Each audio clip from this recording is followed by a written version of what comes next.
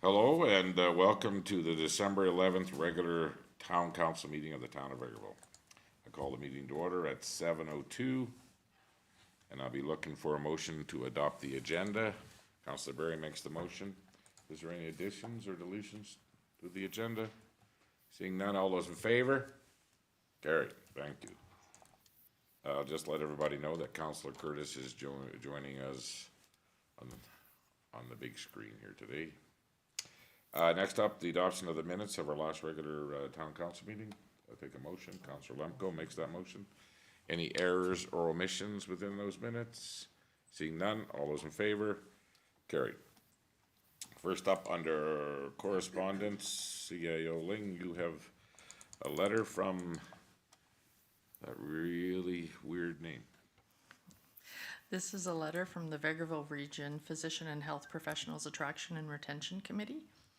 And it says, "Attention Mayor Tim McPhee and Council. Dear Mayor McPhee, we would like to express our sincere gratitude to the Council for the financial support of our committee in recent years. Your support has been invaluable to enable us to continue to recruit new physicians to our community. For your review and information, we have provided a copy of our interim financial statement for the year ended December 31st, 2023, and a copy of our 2024 budget. We are asking the town for a continuation of support of $3,000 per year. Our goal is to continue to look ahead of future needs for our community, for doctors and health professionals, to ensure our needs are addressed.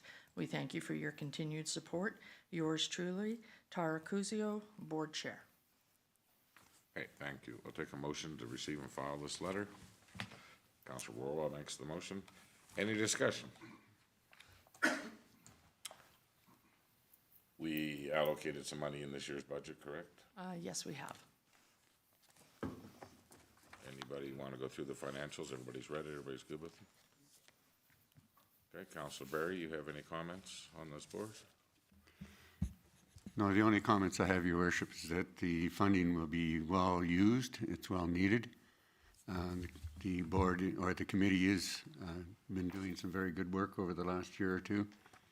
And it's been a while since we've really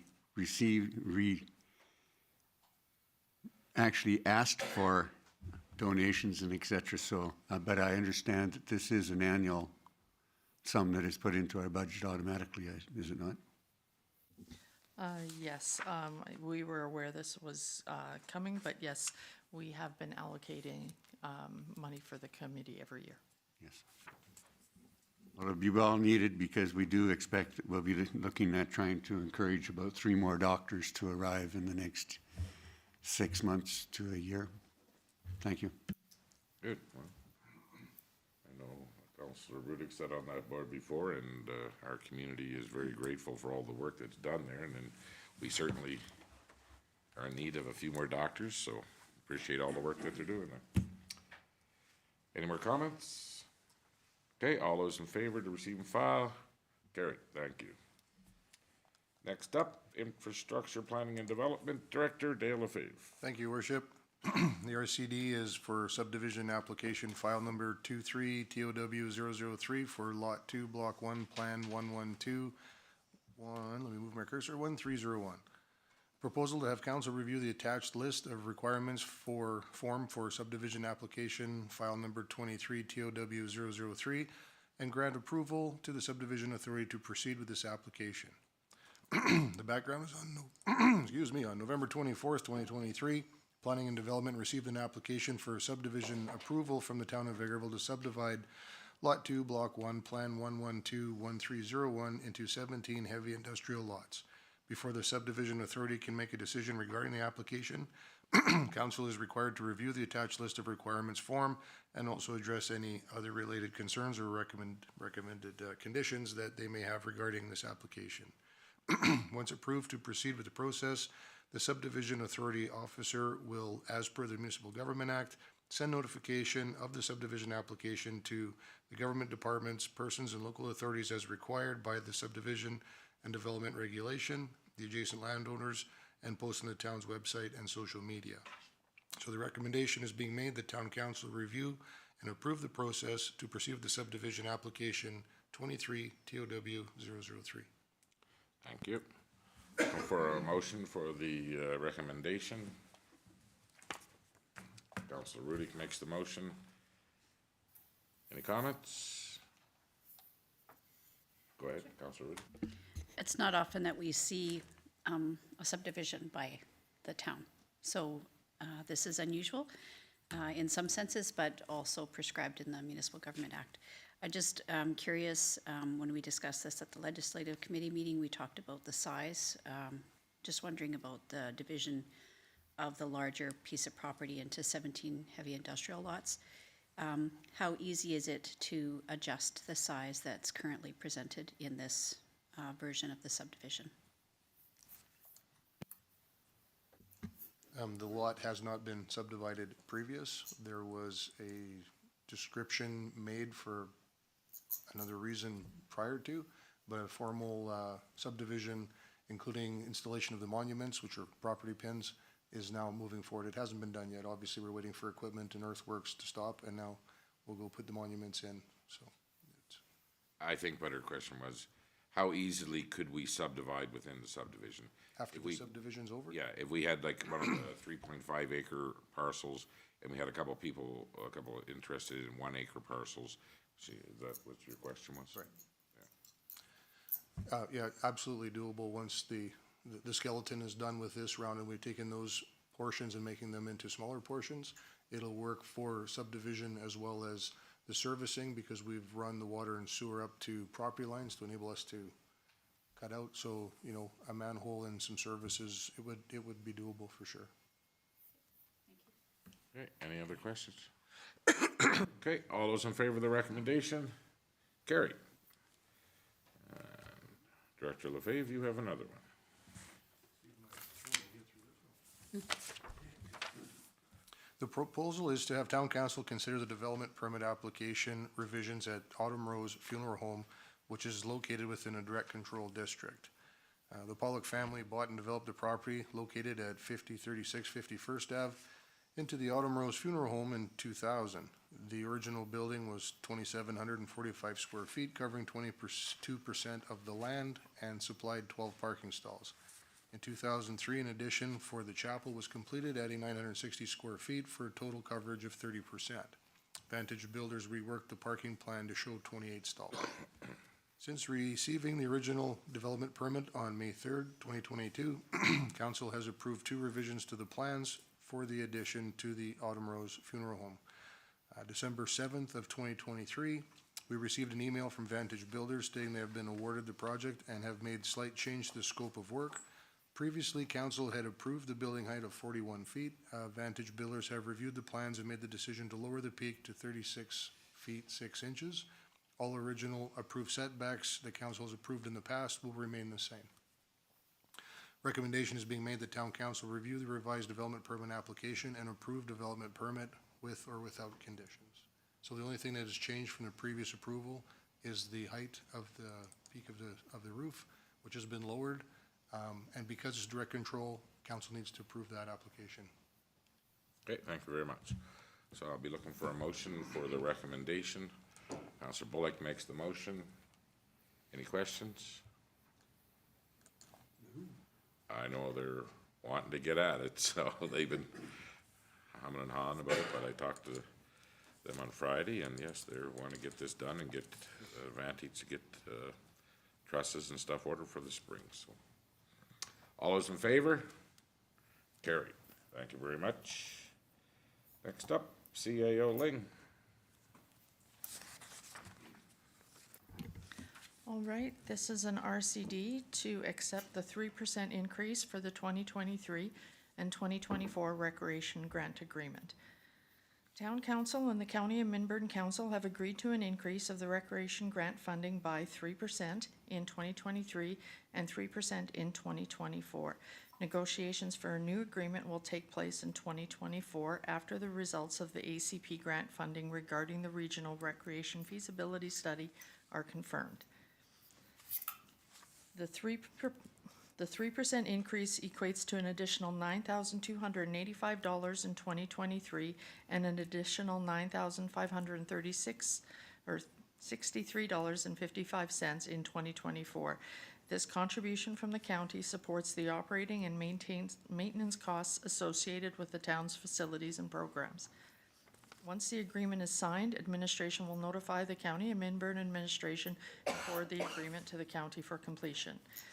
The recommendation from administration is that town council sign the amending agreement accepting the 3% increase for grant funding in 2023 and 2024. Okay, thank you very much. Looking for a motion for the recommendation. Councilor Curtis makes the motion. Is there any discussion? So this is for 2023 and next year.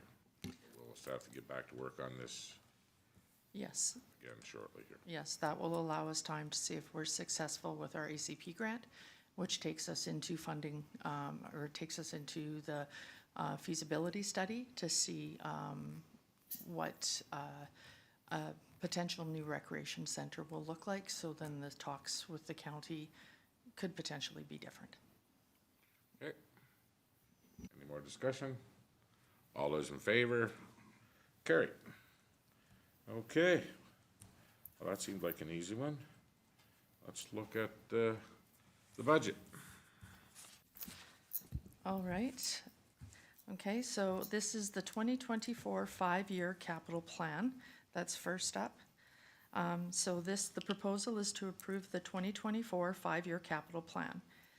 After presentations by the directors and managers of each department to town council regarding their respective proposed 2024 five-year capital plan requirements, council and administration held capital budget meetings to discuss and deliberate these proposed projects. The five-year capital plan includes the 2024 capital budget and capital plans for each of 2025 through 2028. The 2024 capital budget within the five-year capital plan totals $5,523,309 and includes the following. It includes the replacement of fire engine number 1, the Whibbit aquatic track, the security walls for FCSS and IP&D, the MCC and pump control system, the Reserve for the garbage. reserved for the garbage truck, sorry. The paving of 47th Ave, a hard surface roadway in the cemetery, the half-ton truck, the parts washer for the fleet department, the sewer lining program, concrete crushing for our roads program, and the forced main replacement, which is the large capital project for 2024. So the five-year capital plan will be made available on the town's website, and printed copies will be available at the town administration office by request. The financial implications: the 2024 capital budget is comprised of the following funding components. So capital grants make up $2,310,922. Reserves is $912,000. Tax-funded operations is $58,700. Debenture financing is $2,241,687 for a total capital budget of $5,523,309. So the recommendation is that town council approve the town of Vegreville's 2024 capital budget in the amount of $5,523,309 and accept the capital plans for 2024 through 2028 in principle as presented. Okay, I'll take a motion for the recommendation. Councilor Bullock makes the motion. Any discussion? Go ahead, Councilor Bullock. I'd like to thank the administration. It's very well laid out and easy for everybody to understand, so hopefully they're watching in so they can actually understand what's going on. Thank you. So moving forward, we've put a request in to transportation regarding the water and wastewater grant that we received regarding some overruns on the tender process and where we're at with this project. If we're successful with some more grant allocation from that grant application, they would go directly against the debenture financing. Is that correct? That is correct. And what would happen then is we spend our grant money first, and then we pull our debentures. So whatever extra monies we receive would basically mean that we would not be withdrawing that amount in debentures. So whatever extra money the province grants us will come directly off that total and it lessen the debenture. Okay, and that grant closed again November 30th. Have we reached out to the ADM that we met with at Alberta meetings? Emails have been sent, but I have not received a response as yet. Okay, maybe we'll try again tomorrow and ask for a meeting. Okay, thank you. Okay, any more discussion on the 5-year capital? Okay, all those in favor of the recommendation? Carried. Next up is the operating budget approval for the 2024 budget. Okay, so the proposal is to approve the 2024 three-year operating plan. Planning for the 2024 three-year operating plan commenced in September, culminating with presentations from the managers of each department to council regarding their proposed 2024 three-year operating plan. Council and administration held several meetings to discuss and deliberate the proposed three-year operating plan and any changes thereto. Municipal staff, together with town council, have dedicated significant time and effort since September in developing the 2024 to 2026 financial operating plan that determines service levels and priority initiatives according to the objective and goals outlined in the 2022-2025 strategic plan and its subsequent sustainability plan.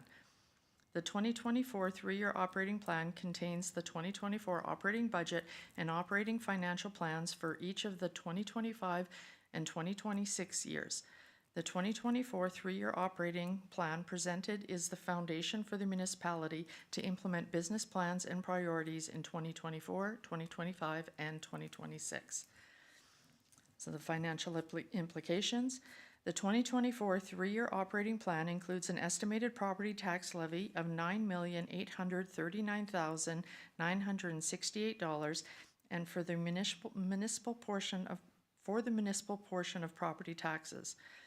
Total revenues, including the municipal portion of property taxes and internal transfers, are $19,149,599, and total expenditures are $19,149,074, resulting in a surplus of $525 before amortization expense.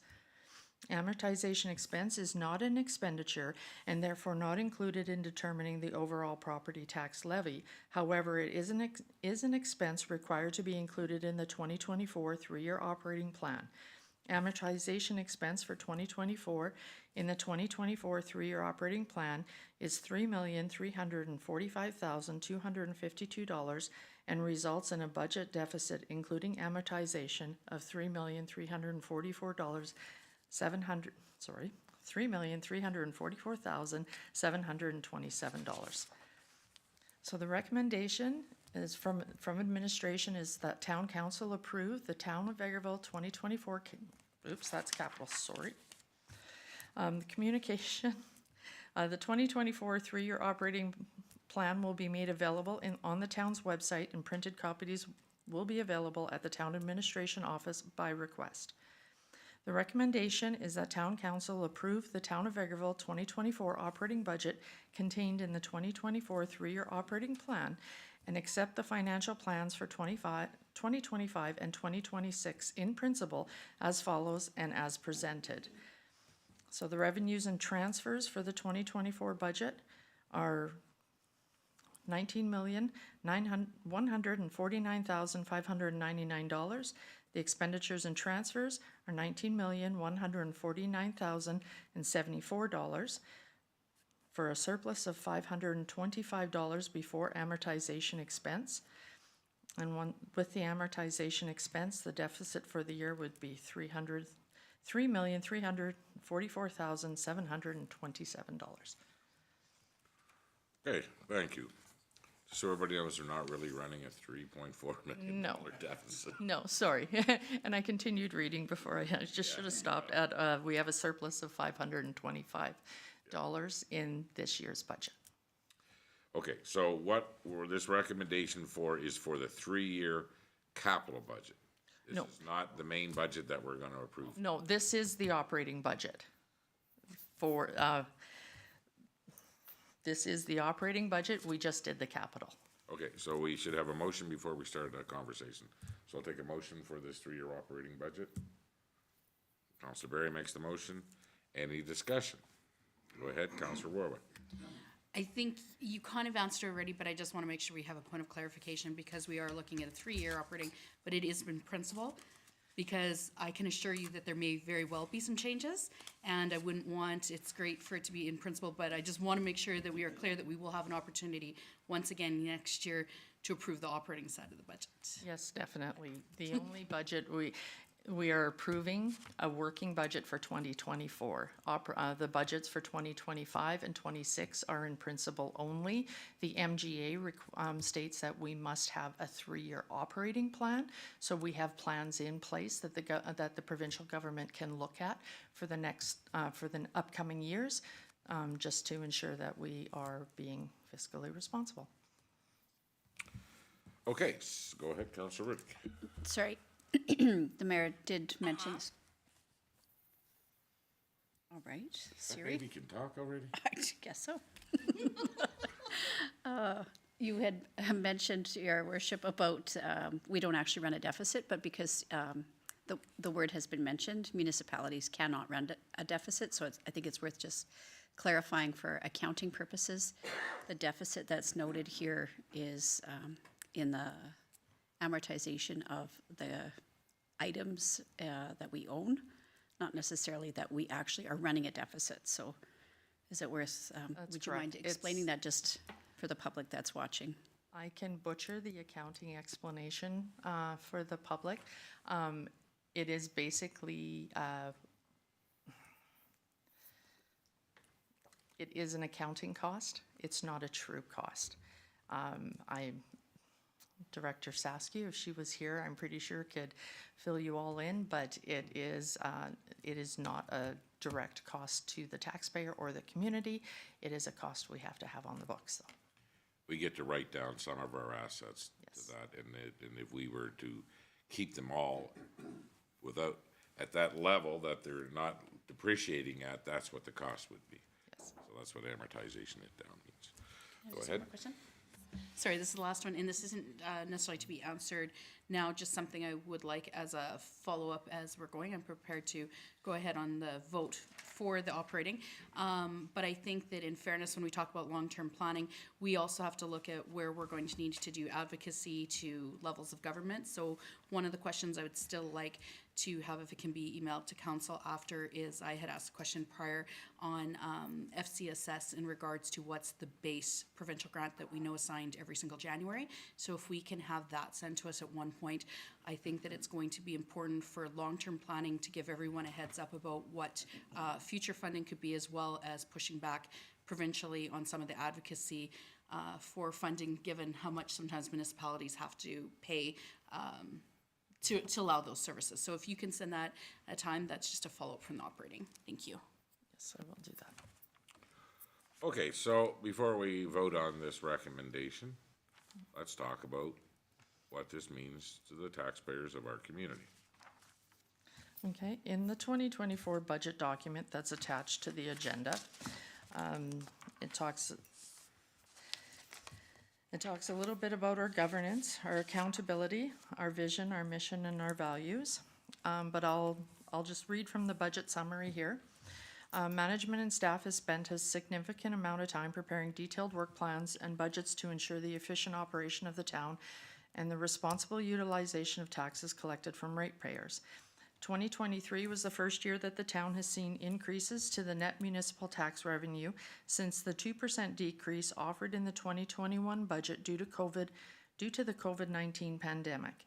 At this point in time, the town has not increased net municipal tax revenue since 2020. With the rising costs associated with the carbon tax and other inflationary pressures, it is no longer possible to operate at revenues associated with the 2020 budget prepared in 2019 before the pandemic. 2024 budget net municipal tax revenue is $9,839,968. The 2021-2023 budget maintained these levels of net municipal taxation through the use of one-time grants related to the pandemic, carry-forward reserves as a result of savings due to facility closures and staff being laid off, and through extensive use of the town's reserves. As a result, the town no longer has access to one-time grants, carry-forwards as a result of the closures, and our reserves are depleted. An administration's goal for the 2024 budget was to prepare a document to be put forward before council that shows the true costs of operating without depleting what remains of our reserves. Management has worked diligently to prepare a prudent budget, with several drafts being reduced and condensed to get to where we are today. What does this mean to the average citizens and small business? At an assessment of $300,000, the proposed increase in net municipal taxes would cost a household an additional $11.36 per month, for an aggregate of $136.32 for an entire year. The range of values for small businesses is large. For illustrative purposes, we used a small business with an assessment of $300,000. The 2024 increase in net municipal taxes results in a monthly increase of $27.27 for an aggregate of $327.24 for the entire year.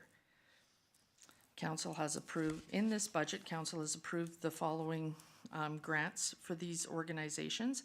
The Vegreville Transportation Service Society, VTSS, is $22,000.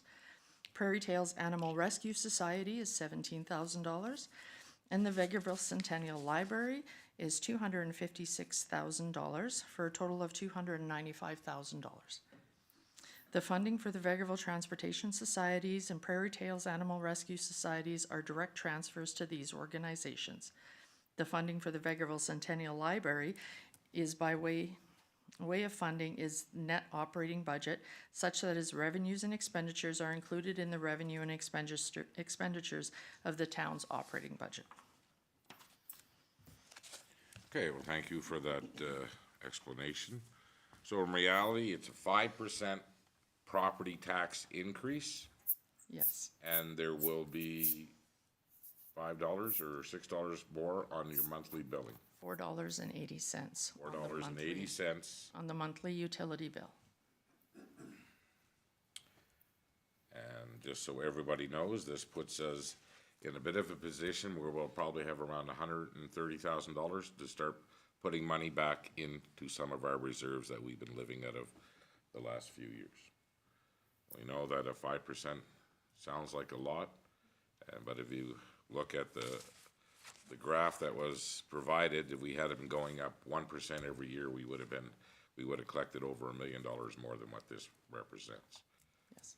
It is a sign of the times. And it's bad that we all in council understand that everybody is seeing the pressures from inflation, and your dollar doesn't go as far as it used to, and we know that there's going to be more tax on anything that we're burning in our houses for heat and our vehicles. But I want to thank admin for bringing this to us and showing us exactly what it costs to operate this town, because it's not a good plan to try to live out of your reserves, the rainy day funds, and some of those reserves are lower than what their top-up says they need to be. So is there any more comments moving forward with this budget? I don't see any. Well, go ahead, Councillor Bullock. I think there's lots of consultation done on the budget, and we spent a lot of time on it. Not all of us agreed on everything, but we're all supporting it going forward, so that's it. Okay, Councillor Riddick. Well, and I just, I'll echo the comments of both my colleagues here that it's a difficult balance to be able to provide the level of services that people deserve and ask from us, and still be able to maintain something that's affordable for both the residents and the businesses that live here currently and will live here in the future. So all of those considerations have been taken into account, and we will be having our variance reports throughout the year to be able to evaluate where things are in terms of the impact, because we made some decisions last year, for example, about removing the paper billing, and some of the impacts have been significant. So as much as sometimes the short-term pain and the discomfort of our residents has sometimes resulted in us saving some money that would be useful for operations. So it's not without a lot of discussion and deliberation that we've come to this point. And in the end, I feel satisfied that we've been able to keep it affordable for our residents and our businesses. So thank you. Okay. We have a recommendation for this 3-year operating budget. No other comments? All those in favor? Carried. Again, thank the admin for the work that they put into this document, and like Councilor Bullock said, there was a lot of back and forth, and I want to thank council too for coming together and trying to come up with the best plan that we could and try to keep the cost as low as we could for the citizens of Vegreville. Okay, next up is the bylaw, fees and charges bylaw.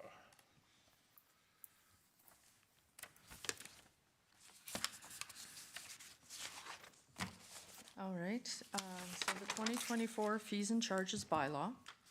At the Legislative Committee meeting held on December 5th, 2023, Council was introduced to the revised schedules to the draft 2024 fees and charges bylaw.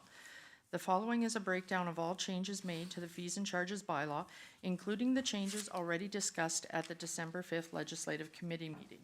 Any revisions requested of Council as a result of said discussions, and the fully reviewed schedules missing from said discussions. So, Schedule A, the change is the charge for adding amounts to tax roll has been increased from $0 to $25. Schedule B, the airport fees. All airport fees receive an annual increase of 3%. Schedule D, arena admission fees and charges. Fees for arena admissions will be increasing effective September 1st, 2024. They have been added to the bylaw so leagues can be notified early and prepare for the change. So the changes are as follows. For the ice surface, youth local per hour increases from $89 to $95. Adult local per hour increases from $154 an hour to $165 an hour. Youth non-local per hour increases from $120 per hour to $125 per hour.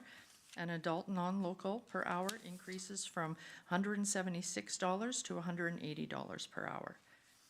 The non-ice surface per hour increases from $40 to $45 an hour, and not-for-profit rate per hour increases from $30 to $35 an hour. And upstairs semi-private area, rentals per 30-minute increment increased from $30 an hour to $35 an hour. Don't believe that's on the package, what you're reading? This was the email that was sent out on Friday. Okay, I got that, but I don't see it here on the package. Oh, okay. Can we add that? I just continue and then. Yeah. Before we ask for a motion for the recommendation, I just would like an explanation for some of the fees and charges that aren't in here yet, how we're gonna go about that. Yeah, and in the meantime, we'll have that put on your, So we all received that on Friday, what the changes were gonna be. I was looking for it here too. I didn't see it. my apologies for No not problem. being on the agenda. Schedule G, cemetery fees. This is the columbarium, right? Okay, this is for the columbarium. So level 6, previously was level 5, has increased from $1,900 to $2,000. And level 5, now referring to the family niche, is listed for $4,750. And that's a new addition with the new columbarium, correct? It holds 5 families? Okay. All right. Oh, it holds 5 urns. Schedule I, Event Center Facility Charges. A rate for statutory holidays has been added at $200 per day.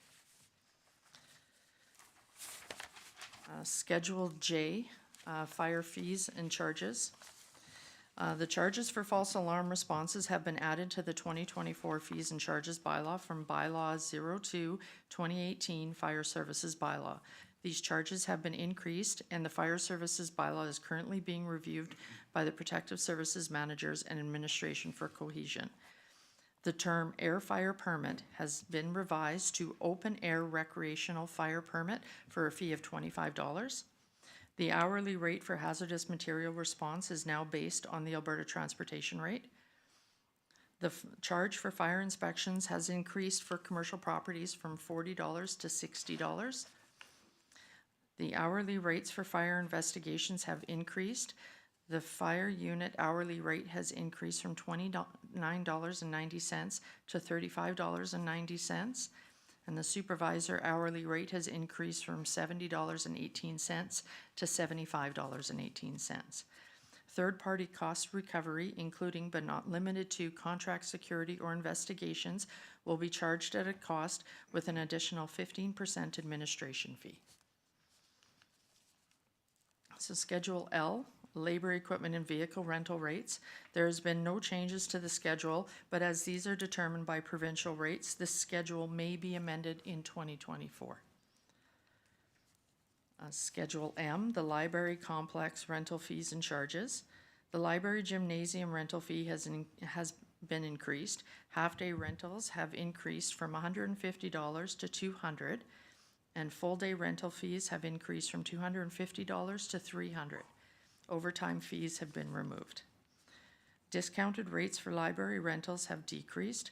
Non-for-profits will receive a 20% discount, which was previously 25%. Youth-based will receive a discount of 30%, previously 40%. And funerals will receive a discount of 20%, and it was previously 25%. Schedule N, multiplex facility fees and charges. Rates for the multiplex are increasing as follows. The non-ice surface per hour increases from $40 to $45. Non-for-profit rate per hour increases from $30 to $35. The upstairs semi-private area, the dining hall per hour increases from $30 to $35, and not-for-profit rate increases from $25 to $30 per hour. The ice surface rates for the Heather Curling Club are specific to the multiplex center lease agreement, which will be discussed with the Heather Curling Club in the new year. Schedule O, municipal enforcement fees and charges. The following charges have been increased or added. So the level 1 community peace officer hourly rate has increased from $83 to $86.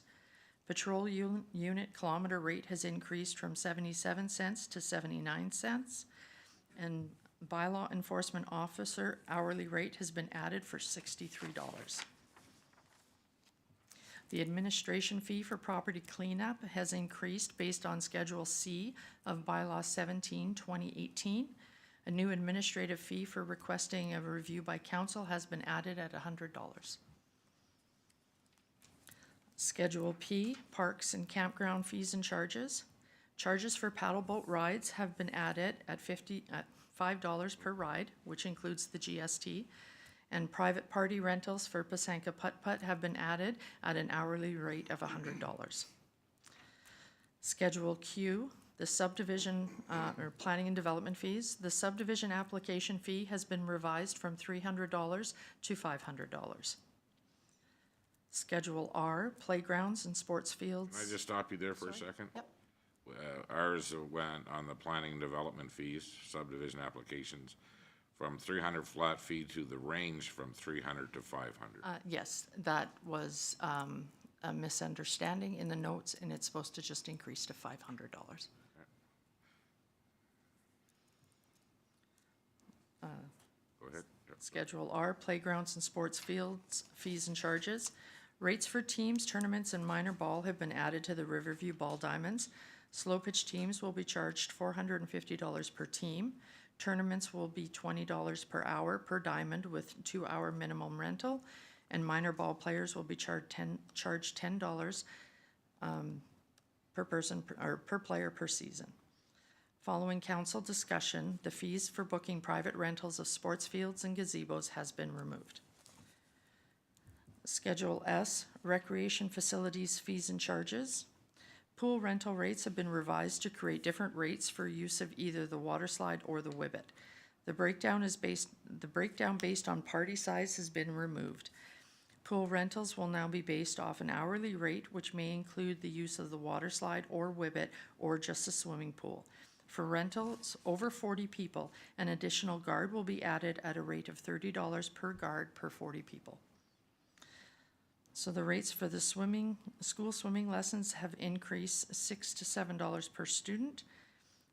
Public preschool swimming lessons have been renamed, but no changes have been made to the fees. And the fitness studio will now be booked for a minimum of 60 minutes as opposed to the previous 30 minutes at a rate of $35 per hour.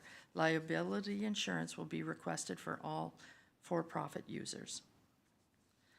Schedule V, social center facility fees and charges. The discounted rates for funerals and nonprofit organizations has been revised. This discount is now offered at 20% off rather than the previous 25%. Schedule W, solid waste fees. The residential garbage collection fee is increasing from $7 to $9. This is part of the $4.80 increase on utility bills proposed to council during the budget meetings. Schedule X, the utility fees and charges. The residential and non-residential sanitary sewer service charge per month increases from $4.70 to $7. This is the second part of the $4.80 increase on utility bills proposed to council during the budget meetings. The maximum service charge for sanitary sewer per month for residential has been increased from $12.40 to $14.70. And water per cubic meter has increased 2% from $3.34 to $3.41, an increase of 7 cents. Bulk water volume charge per cubic meter received an additional 3% increase from $6.17 to $6.36, an increase of 19 cents. And the flat rate charge per month per water service has increased from $6.50 to $7. This is the third part of the $4.80 increase on the utility bills proposed to council during budget. In summary, the budget increases, In summary, the budget increases related to the $4.80 per month flat fee charge include residential garbage fee, an increase of $2, totals $54,000. Sanitary sewer service charges, the increase of $2.30 comes out to $62,250. And the water flat rate charge, the 50-cent increase comes to $13,500. So the total annual increase revenue for the municipality is $129,750. Okay. So we're hoping to pass this bylaw tonight. Yes. And what about the John S. Patux's water rate is higher than what we're expecting? So what is the opportunity to add and to change within this bylaw? We can make amendments to the bylaw at any time in 2024. This will start us off on January 1 with the changes by having the fees and charges bylaw passed this evening. We start January 1, 2024 with the $4.80 increase to the utility bills immediately. Okay, so we'll need a motion for the first reading on this bylaw before we have any discussion. That is correct. Councillor Lemko wants to make the motion for the first reading. This will open up for some discussion. Any discussion? Go ahead. Just 2 points for clarification. Where we have the removal of fees for private facilities, rec facilities, does that include, does the putt-putt fall in that, or that still holds in its own separate category? And then the part B is if it doesn't, I saw the $100 private rental fee. Is it $100 for it being private plus a per person cost, or just 100 flat? Okay, I'll answer the first part of the Sorry. question. So I've asked admin to remove that part of the bylaw where we're looking at renting facilities that we manage that were gifted to us for a period of time until we can collect some information for council. Okay, so that'll include the golf as well. Well, no, the golf wasn't gifted to us. Oh, okay. We paid for that. So what I would like to know is if there's will amongst council to take a look at what it cost us to operate these facilities, the overtime that goes in, the vandalism that we have to pay for, and then I would like admin to get those costs, what we're averaging a year, and bring it back to council, and then we could have a conversation about trying to offset some of the losses, plus the staffing that we have to bring in as these facilities are gifted to us. So I would expect that hopefully by quarter number 2 of this year, some of that information could be prepared and brought to us. Yes, that's an acceptable timeframe.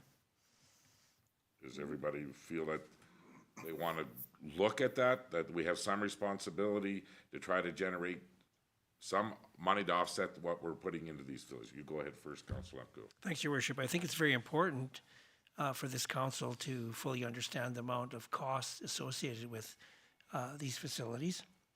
Secondly to that, I think it's important for the community to understand the costs associated with the use of these facilities and the impact it has on our budget as we see it today. Okay, Councilor Bullock, you're next. I fully agree that that consultation should be done, including all the community groups that have put this all together, instead of getting it crammed down our throat to go through a bylaw right away. So I agree with looking at costs. It's not that I don't, but consultation's a big thing. We need to talk to everybody, because if we're not gonna talk to everybody and just shove things through, I'm not gonna stand for it. So I like to see the cost too. I'm glad to see some of the things removed from there from gifted things.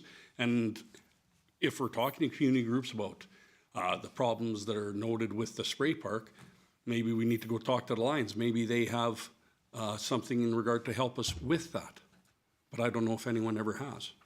So, and maybe it's an opportunity for us to do this now.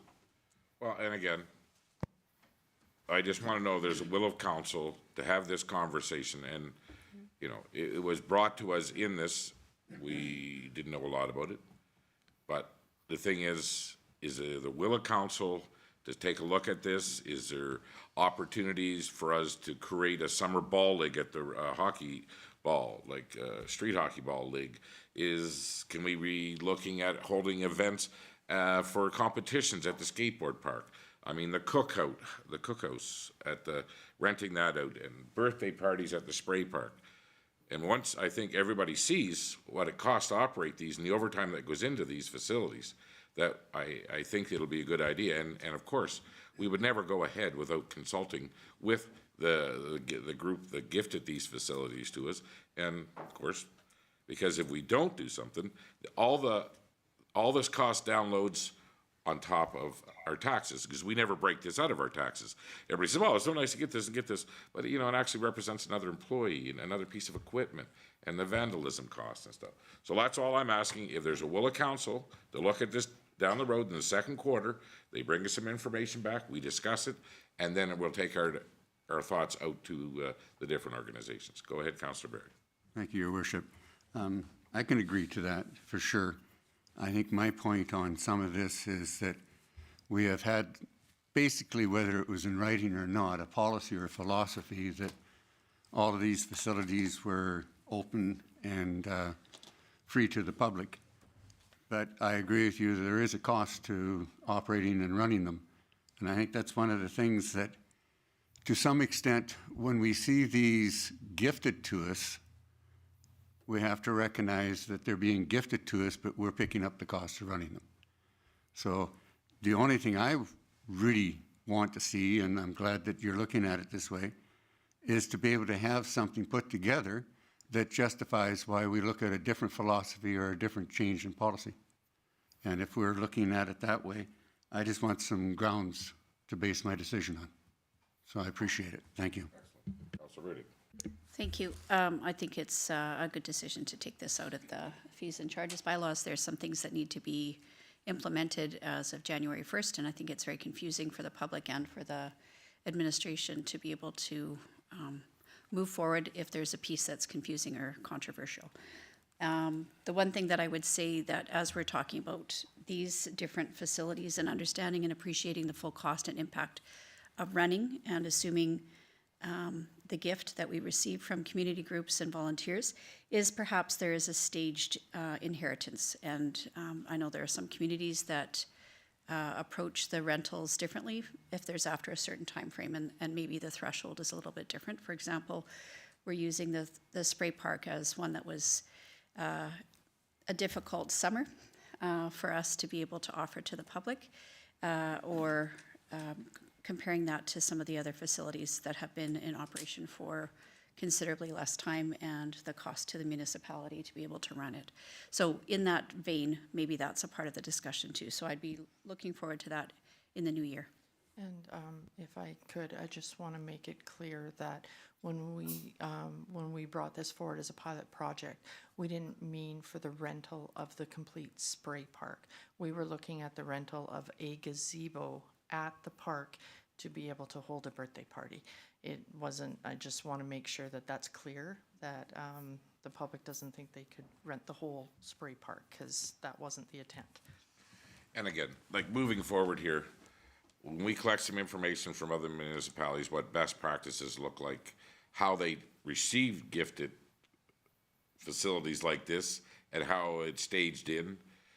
You know, I mean, was there warranty that came with any of those parts? Did we ever get to see any of those warranties and stuff like that? We need to take a little bit different approach, because we all know that it takes more employees. The more mowing, the more fixing, the more overtime, the more vandalism. And we know right now, there's opportunity in the summer that we could have a ball hockey league, sort of like the slow pitch league, that, you know, per team membership. And we have opportunity there, and we need to look at it. Again, the scheduling would have to be done by us, and would have to be posted and stuff. But if we can just get that information and bring it back to council, and then once we started looking at this, we'll bring in the service groups who provided these facilities and start a consultation with them too. Because if the expectation, it doesn't cost anything, we just know in the vandalism alone on 3 facilities, what it cost us is almost a 1% tax increase since they've been turned over to us. So, I mean, it is costly, and I think everybody will be a little surprised what how much work and how many overtime hours are going into these facilities. So. I know you were summarizing, but I think the other part that I just want to key into is the word that you've used a couple times is opportunity. This provides us an opportunity also as we're moving forward to be responsive and responsible as a municipality to make sure that we're an active partner when we're working with future projects as well, to ensure that the project that's being designed is something that the community needs and fits with our ability to support it in the future. Because as we know, when we're looking and even talking about some of the other budget discussions about operation, it's easier to build something than it is to maintain it. And that's always our concern, even as we're going forward with our recreation agreement, is that as a mature municipality partnering with our very active, engaged volunteers, we want to make sure that we're providing successful projects for the future. And that means being active preventatively, as well as having an opportunity to use our facilities to best effect. So opportunity is the word that I hope everybody leaves with tonight, is that this is a good decision for 2024. Okay, go ahead. Sorry, it was just one comment about the increases to the ice surfaces. I think it's very responsible the way it was put forward, given that we know that a lot of the teams are seeing much smaller numbers comprised of the teams, so this gives an opportunity for increase without it being a huge amount. But I think that it is important for clubs and organizations to realize that these increases will likely have to continue, because looking at the numbers and being someone who has rented ice surfaces, we are still extremely low. And not by a few dollars. I can tell you right now, we are, I would say it's fair to say in many cases as much as $30 or $40 low. So I appreciate what you put forward, because of the fact that we know all of our teams, there's less teams, first of all, and there's less kids per team, just with numbers. So I think this is a good way to not hit them hard, but I do think that unless we see some major shift with the rising costs that are being placed on utilities alone, I think we have to prepare ourselves that we're going to have to see an increase again in the future. I think it's important for everybody to understand the increases in our facility fees don't even cover the cost of the utility inflation. Yeah. I mean, we're not even covering those with what we're proposing here. That's so right. So what we were losing before, we're even going to be losing more with these increases. So again, it's just, you know, no one expects to make any money off a facility, but you try to control your losses the best you can. Yeah. So And if, okay, so go ahead. sorry, if I may, I just want to circle back to Councilor Rohr was a question about the putt-putt. When you book the putt-putt for the $100 per the hour, what that does is it closes it for your party. So it's $100 for as many people as you have in there, and they just, it will not allow drop-ins to enter during that time. Okay, thank you. Go ahead. I have a question about the liability insurance of private contractors that are providing service within our facilities. Sorry, I can't find the page that it's on currently. But it was in there. We all know that it was Yeah. highlighted. So the liability insurance would be a requirement in a contract that is signed for private operators that would be offering classes, as well as anybody that's renting the social center, the event center, et cetera. And this is something that's new.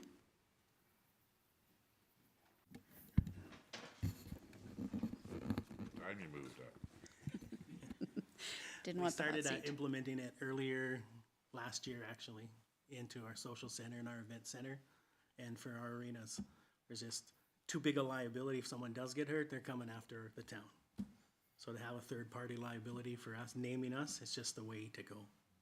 And if there are instructors that are contracted to the municipality, that the municipality then in turn offers the classes, those instructors will also have to have liability insurance. So someone who's instructing for our class run, they won't have to. But if they're in it for profit and renting a spot upstairs or the hall, they would have to carry liability insurance. But Okay. if they're working for us, they're covered by our insurance. Okay. Okay, just one more point about private bookings and for town-run facilities. And when we're exploring best practices and you know, bringing the cost back to us, I'd like to know how the scheduling and the posting goes in other communities too for these people. Because, I mean, if somebody was renting the ODR for a league on a Tuesday night, I would imagine we'd show up and sweep and make sure it was clean. And if somebody else was to show up to ride bicycles, we would have something posted or something. Whatever the best practices are out there, we'd like to see how that's done. Right, and we just started to get the information on that. Yep. So for example, use our nonprofit and not-for-profit. We made 7 phone calls, 5 municipalities got back to us. Out of first 3 out of the 5, they don't offer any of that. They don't offer nonprofit discount, not-for-profit discount, or any funeral rate. The other one that got back to us, they offer a flat rate because they have a smaller room of $35 for nonprofit an hour for room rentals. And the other community that got back to us does an in-kind where they take a form, fill it out, bring it to council before their rentals and can receive up to 50% off. Okay, well, go ahead. With that, you've noted in here that the funeral discount is the same as not-for-profit or children's. I forget which one. I think it's not-for-profit. What's the philosophy for that? So most people don't give a discount for funerals. So when I was going through it, I just thought they looked really high and started making some phone calls. Got a few of our ladies up front to make some phone calls, and nobody else we've come across gives an even discount for a funeral. So I just thought we slowly drop it down, and I think 25% is pretty high for anything myself. I'd like to get 25% off of stuff, but just not to go. If we don't offer, not commercial, but well, we don't offer even an corporate membership at 25%. We offer them highest 15, right? So just trying to level the playing field a bit and drop it And down again, to more expensive. as we move through this, and again, like I said, even if we charged 100% and everybody else's rates higher than ours, we would still lose a lot of money. I mean, it's just how much are we willing to lose, right? Because no matter what, every taxpayer in this community is making up for those losses. Agreed, and we don't take these things lightly, right? It's not just a flip of a hat Yeah. or see where we can grab it. My goal for 2 years, and it's pretty ambitious, is to hopefully hit the 30% return for that building, so. Yeah, 30% of the costing. Yeah. Go ahead, Councillor Bullock. So I'm glad to hear that we're gonna consult with community groups that have done that, because I think that was a big missing piece. So, and that's, a lot of my pushback comes from that area. So just be understanding, communication's key all the way through.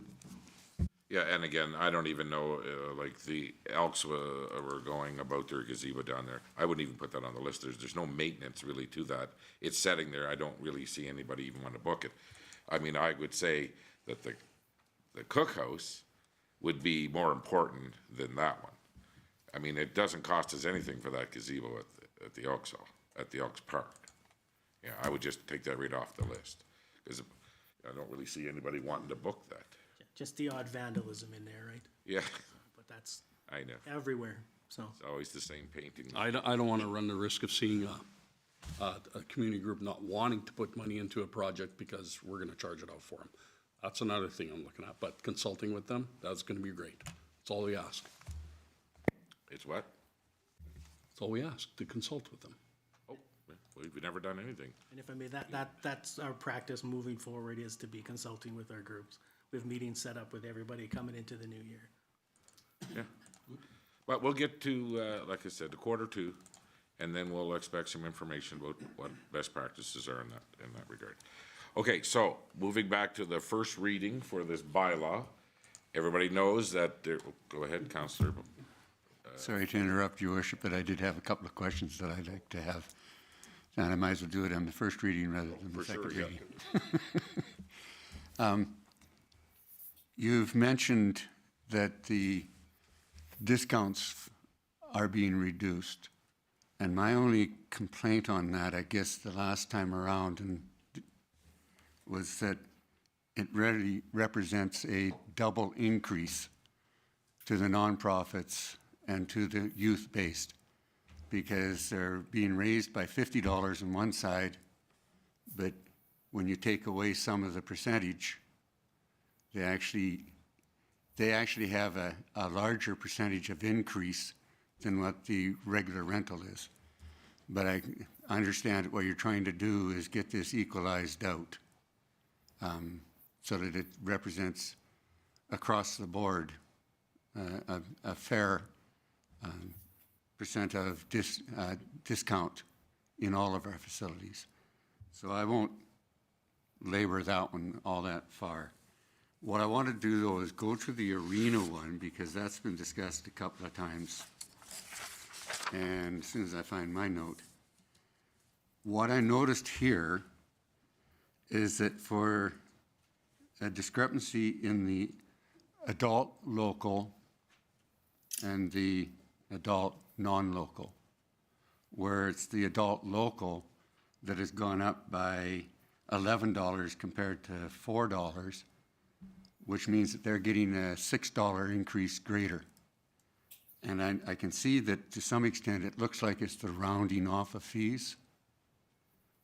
So I guess to not lose or make higher costs, should the adult non-local be increased to $185, and it would be more comparable between the adult local and the adult non-local, because it'd only be a $2 discrepancy, the same as it is with the youth. I know I've caught you off guard here. No, the only reason I didn't raise that up higher, or suggest that you guys that we raise it up higher, excuse me, was I can't put it more than that non-local junior hockey game fee, right? We're charging them $180 an hour. They have a lot of out-of-town people. So if we have a non-local group coming in, we could charge more if you'd like. I'm all right with that. Well, too, but I guess the alternate is to reduce the adult local to $160, and then we've got a $2 discrepancy again. balance it out. Instead of having where the local seems to be paying an awful lot more than the non-local. Right. If you, Makes 100% sense. So that'd be the only amendment that I'd be looking at. So you would like to propose an amendment before we go for the first reading? Well, we have done the first reading, have we not? We've not voted on it. We're still in discussion. Oh, okay. So you would like to Then- propose a then friendly yes, I would- amendment to I Councillor would ask if I could have, motion? if that is understood what I'm meaning there. We do, and I understand too, because there's a junior team that has a lot of people that aren't local, and you just didn't want to take it over and above that, because they're not really mostly locals. But Okay, yeah. but if you feel, everybody thinks that that $2 charge is, Sorry, can you be explicit? We're on the arena admission fees and charges, Okay. Schedule D. Yeah. So you're so looking now at if you the, want to try and follow me a little closer. Yep. If you look at ice surface and you see youth local and it is being raised by $6. $6, whereas the youth non-local goes up $5, that's only a $1 difference. It doesn't bother me. Now, when you go to the adult one, you see that it raises, the adult local raises by $11, and the non-local only raises by $4. And I'm saying that that seems like a $6 discrepancy between two groups that, to me, seem like they're both of the same age group and both capable of skating. Why is the difference? Why are the local paying more, in essence, in the increase? So I'm saying if the adult local were reduced to $160, then it would be only a $2 discrepancy.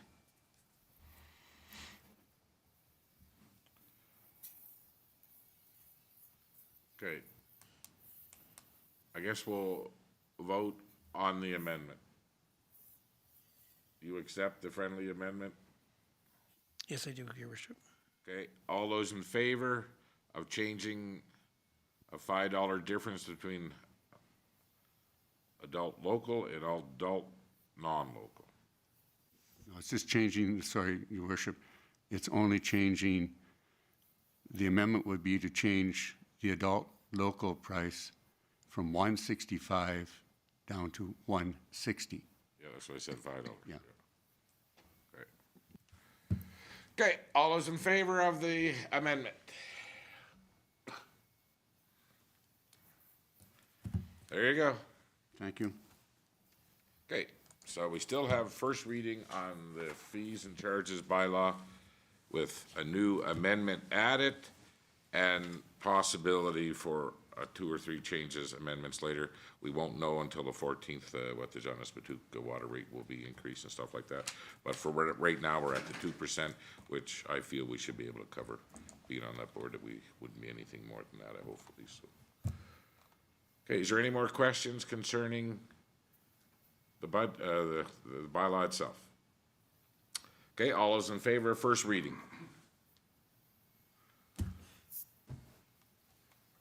Thank you. I'll take a motion for a second reading. Councilor Berry makes the motion. All those in favor? Carried. I'll need a motion for unanimous consent. Councilor Rudy makes the motion. All those in favor? Carried. And I need a motion for third and final reading. Councilor Curtis makes this motion. All those in favor? Carried.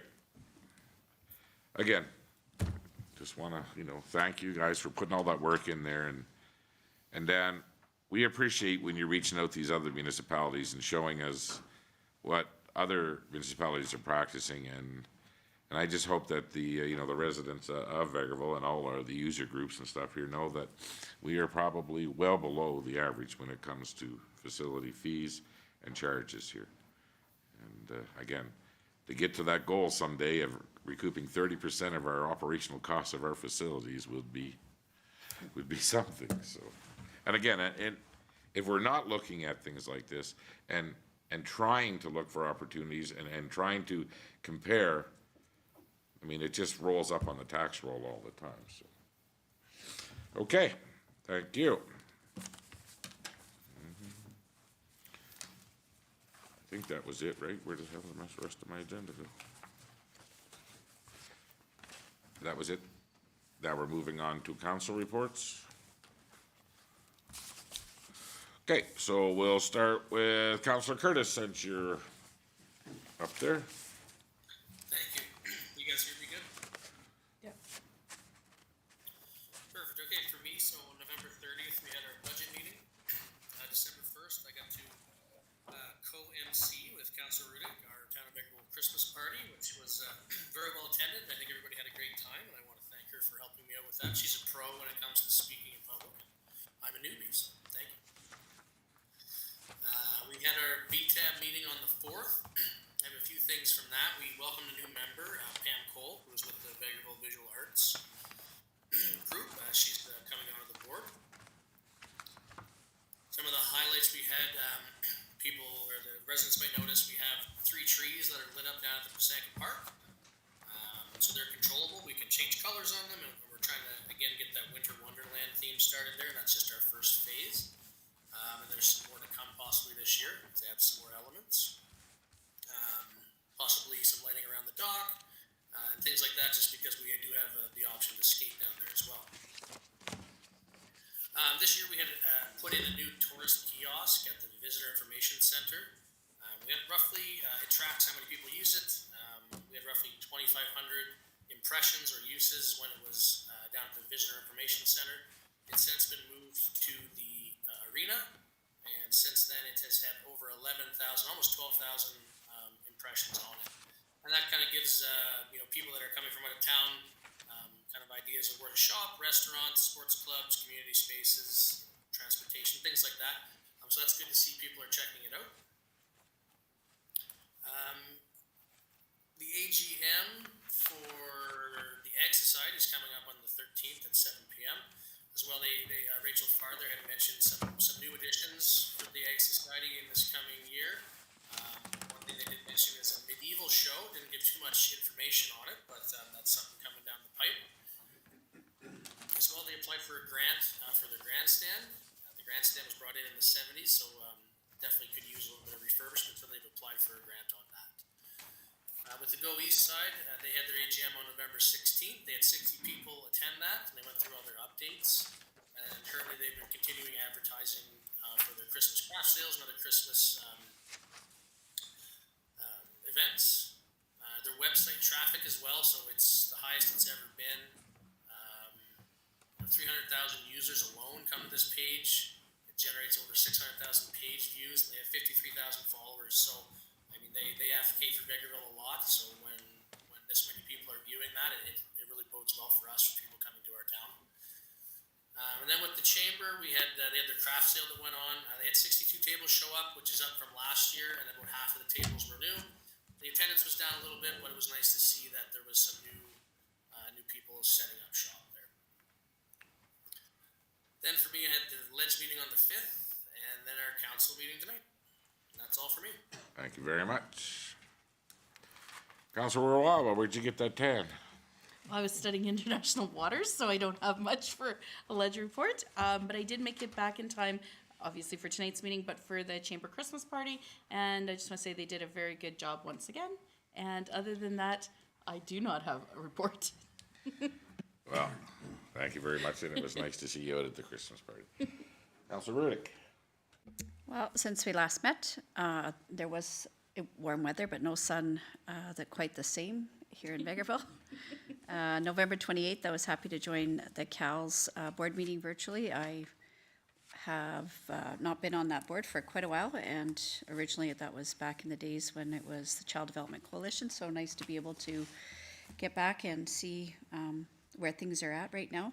Important for us as local leaders to be able to understand the depth and the breadth of programming that's offered through CALS, and the number of families that are being impacted.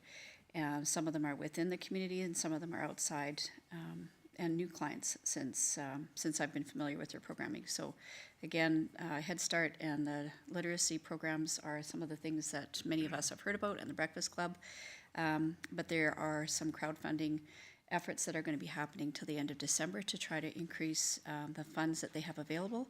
And just as a reminder, the Breakfast Club is providing snacks to school children in the community in all 4 schools at an average cost of 48 cents per snack.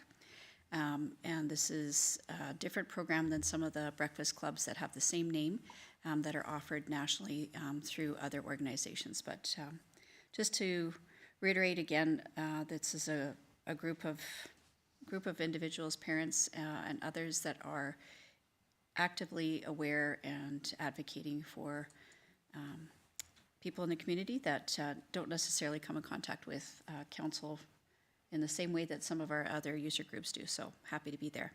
November 29th, we had MD Minburn Foundation Lodge Redevelopment Assessment Report prepared and delivered to our municipal partners. So happy to be there to be able to hear some questions and share some figures with all of our partners. Budget meeting on the 30th.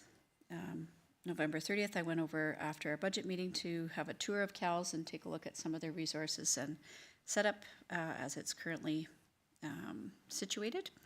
And then that evening went to the RCMP public meeting, and want to say thank you again to the public that came, and also specific thank you to the RCMP who continue to provide service through some of the most difficult and trying times. And that evening, everybody was very respectful, but it was hot on the heels of some pretty pointed, unpleasant discussion about the RCMP.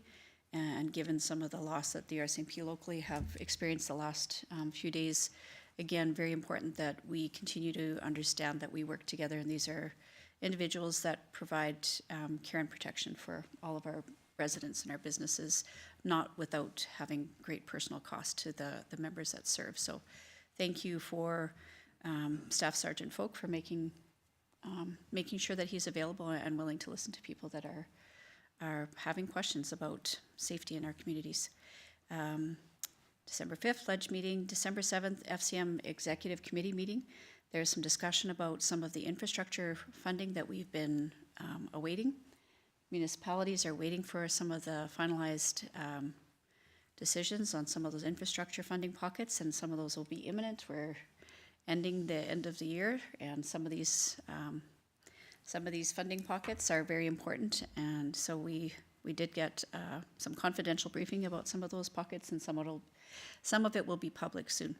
December 8th, we met for the first time with our ad hoc transportation committee to talk about terms of reference and where we're going to go from here, and looking forward to see you already. There was some grant information that came out today, and our administrative support in Leslie has already provided some good information to Councillor Bullock and myself. December 8th, Chamber of Commerce Christmas party. Great to see so many people there and the business community working together. I'll back up the bus. Thank you very much, Councillor Curtis, for being the MC on December 1st and allowing me to join you at the podium, but more importantly, to celebrate our staff. December 10th, was happy to join the MD Minburn Foundation Christmas party, and that is a lively group with a fantastic meal. Very happy to see the family and support for all of the residents that live at the lodge be able to celebrate together. It was a great event, and good to see so many people in that lodge. A lot of those residents this is the highlight of the season, so happy to be there. Tonight's council meeting. Thank you very much. Councillor Bullock. Thank you. So, back on November 30th or 29th, the Lodge redevelopment assessment presentation. That was very good, and I believe we'll be hearing more about that in the near future here. November 30th, our budget meeting. December 1st, volunteer for food bank pickup at Adams No Frills. December 1st, attended the International Day of Persons with Disabilities event, where the mayor had spoken to everybody as well, and it was a very good event and quite informative. December 5th, Community Futures meeting, where they went through some onboarding of what's going on there, so we'll be looking at a meeting coming up here in the next month. December 5th, our Legislative Committee meeting. December 8th, volunteered for food bank pickup again with Councillor Lemko at Adams No Frills and Walmart. December 8th, our first ad hoc transportation committee meeting, so Councillor Rudick and Ms. Kucharavi, you're all part of that and looking out for new potential members and consultation partners. So we're just getting started with that and interested to see where that's going to go. Today, FCSS Advisory Board meeting. Today was more of a Christmas spirit, what's going on, and a team building session went on there. So I had to cut out early to get to tonight's council meeting, and that's all I have. Did Michelle from the News Advertiser reach out to either one of you regarding the ad hoc committee meeting? Not as of yet. She was asking some information. I asked her to reach out to either one of you guys about what the plan looks like moving forward, so hopefully she will. Okay, thank you very much. Councillor Lemko. Thank you, Your Worship. November 29th, I, along with all the municipal partners for the Minburn Foundation, attended the presentation from our consultant, Mr. Weiss. The presentation was about the future proposal to add 62 units to the Homestead Lodge. Further discussions will take place by the respective municipal councils, and stay tuned. November 30th, the budget meeting, as well as November 30th in the evening, I attended the RCMP Town Hall. It was nice to see the questions being asked of our RCMP and responses by those folks, and the work that they do out there is frustrating at times to listen to some of the challenges that they faced. And I can't imagine the challenges and the frustration that they face if I was frustrated in the crowd. December 1st and the 8th, I volunteered to pick up food for the food bank from the No Frills and Walmart. Kudos go out to the folks who are running the food bank as volunteers out there and unloading the cans and the mini products that we bring and the other people bring, and then they repackage that to the many people out in the community who are in desperate need. It's challenging too when you're there dropping stuff off and you're seeing people coming to pick stuff up. It's kind of heartbreaking, but it's a reality across this nation. December 4th, I attended the VTAB meeting, and there's nothing else I can add to the report that Councillor Curtis gave regarding that. December 1st, the Ledge meeting. Yesterday's Homestead dinner, Homestead Lodge Christmas dinner. What an amazing event put on by the lodge itself, and for all the residents and the smiles on their faces, dressed up in their fanciest for Christmas dinner, and the food that was prepared there was second to none. I must add that the work they do there for our residents and their community is great, and good to hear that many people talk about the food there for the residents, and it's evident yesterday at the quality of a job they put out there. And tonight's council meeting, Your Worship. Thank you, and thank you for stepping in last Friday. I had a funeral in the morning and doing the food bank. It's like working out now. And Councillor Rudy, who's got this week? You guys? Okay. Again, I'm sure that they appreciate all the effort we're putting in. So, Councillor Barry, you're up next. Thank you, Your Worship. On November 29th, I was also at the Lodge Redevelopment Assessment Report presentation. I thought it was a very good presentation. Looking forward to hearing more about it. Budget on the 30th, Ledge on the 5th. And on the 8th, I did something completely different because I actually joined in on the Assessment Review Board workshop. 9 years on the board now, and we seem to not have to have any of these hearings, which is rather nice, that everything keeps to being settled out nicely for assessment. But I took the opportunity to spend the 3 hours on the workshop that they did. It was more on the complex carps than on what we would be dealing with.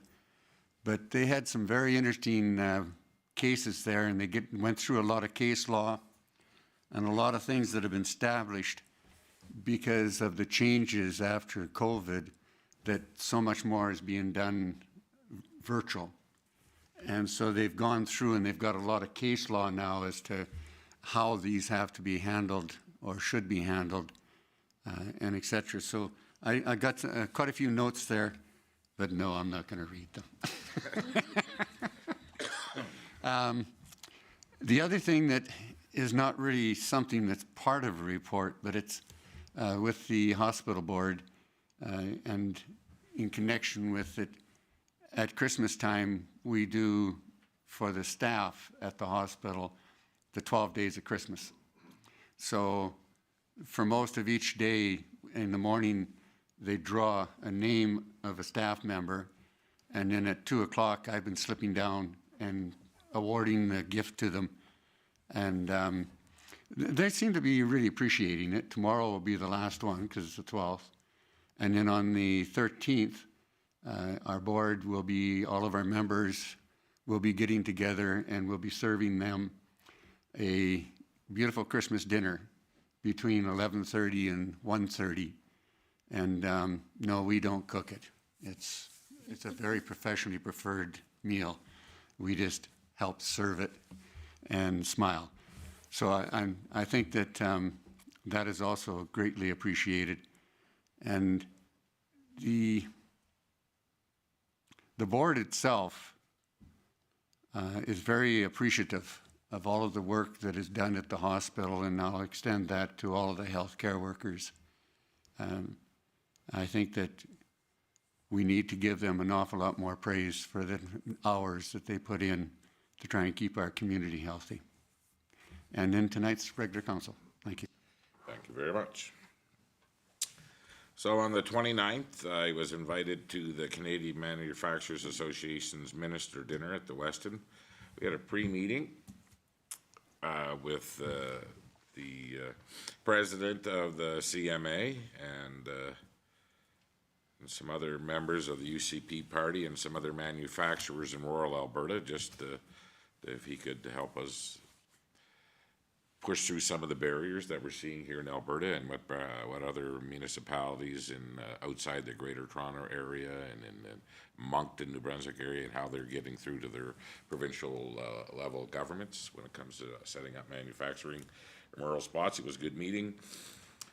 We went to the dinner, Minister Jones, Minister of Economic Development and Jobs, and I spent a lot of time with his Deputy Minister, Christopher, and we've started some dialogue. And of course, they're also responsible for the RETAs, which are RETA's Alberta Hub, and he would love to come to a meeting. He's leaving on a holiday for our next meeting, but he says that he'll come out, and the conversation was about fixing the discrepancies in the value of businesses in large urban areas and in rural areas, because the evaluation is never right.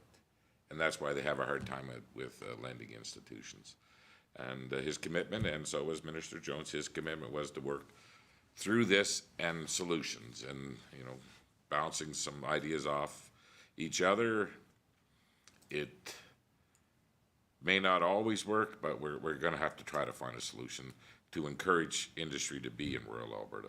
Because if it's just based of they're borrowing money on the evaluation of their business when it's set up based land values and what the property values are worth, it's never going to work, and it's actually a bit of a prejudice against manufacturers in rural Alberta.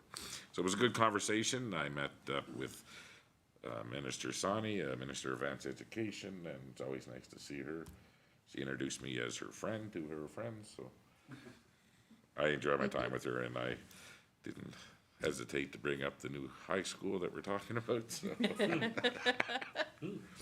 And there was a couple other ministers and lots of MLAs. It was a very nice event. We had the budget meeting on the 30th. I left, went home, and I had the update with the president of Alberta Munis, and we just went through quite a few topics about moving forward and what the common voice should be for all municipalities. That night I attended the RCMP town hall, and luckily Colin asked me to sit at the head table. It's always nice to sit up there. And then December 1st was the International Day of People with Disabilities. Councillor Bullock was there, and there was a very nice breakfast, and you know, I reassured them that as we move forward with how this community is going to grow, that we'll always keep in mind in our planning about people with disabilities, not just physical disabilities neither, because there's disabilities come in all different shapes and sizes. So, and on the first, the town Christmas party, which was very well done, I must say. It was, I think everybody enjoyed the format. It wasn't very lengthy with the conversations, and there wasn't a lot of awards. So I'd like to recognize a couple of the people that were awarded. It was nice, the 30-year plaques. It was really good.